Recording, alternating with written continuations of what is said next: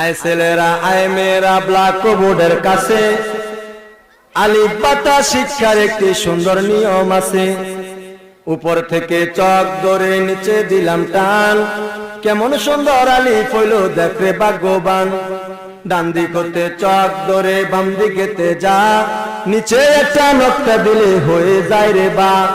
উপরে দুইটা নকটা দিলে কেমন সুন্দর তা, আরো একটা নকটা দিলে আজব রঙের সা।